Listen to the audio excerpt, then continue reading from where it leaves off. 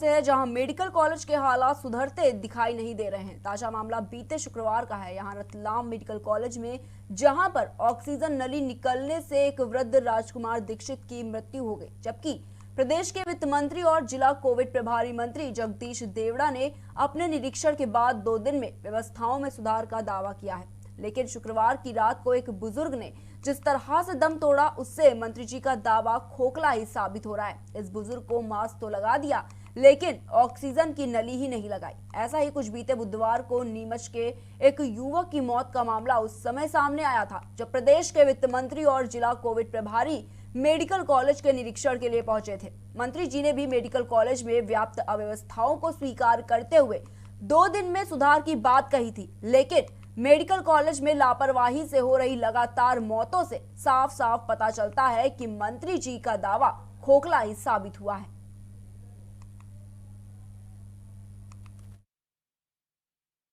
मेरी ससुर जी और सासू माँ को एडमिट किया था और एडमिट करने के बाद से उनकी तबीयत तो बिगड़ती चली गई। ऑक्सीजन पर थे वो और डॉक्टर्स रोज़ कह रहे थे कि इनका टेस्ट रिपोर्ट आज आ जाएगा, आज आ जाएगा, आज आ जाएगा। 6 दिन बाद जब मैं कस्टमर केयर पे पता करता हूँ तो पता चलता है कि इनकी तो जांच ही नहीं हुई। बिना जांच के ही ये ट्रीटमेंट तो कर रहे थे और रोज़ मुझे कहा जा रहा था कि रेमडेसिविर इंजेक्शन इनको लग रहे हैं और एक भी इंजेक्शन उनको नहीं लगा।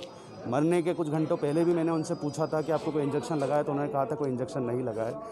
हर दिन नए नए चीज़ें सामने आती थी। एक दिन मैं ऊपर गया तो मुझे पता चला कि हर बार टॉयलेट करने के नाम पर 10-10 रुपये लिए जा रहे हैं। जो टॉयलेट करने के लिए करवाने के लिए 10 रुपये नहीं दे रहा, उनकी कोई तो सुनवाई नहीं होती थी। अभी 2 दिन पहले उनकी मृत्यु हो गई है और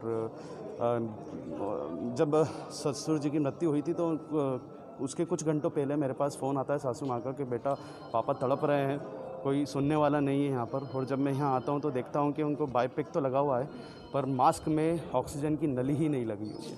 वो सांस लेने के लिए तड़प रहे हैं, इशारों से बता रहे हैं कि वो ऑक्सीजन नली नहीं है। चिल्लाने के बाद कोई आता है और ऑक्सीजन की नली लगाता है, तब तक देर हो चुकी होती है, उनकी मृत्यु हो चुकी होती है। इस वियोग में कुछ घंटे बाद सासू माँ भी दम तोड़ चुकी है। बहुत सारे संकट इस देश में देखे हैं।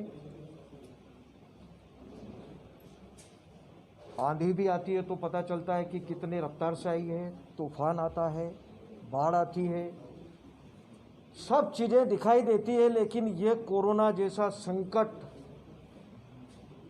कहीं दिखाई नहीं देता। पूरा वर्ल्ड इससे प्रभावित हुआ, पूरे वर्ल्ड की अर्थव्यवस्था गड़बड़ाई, पूरे देश की व्यवस्था गड़बड़ाई और इस संकट की घड़ी में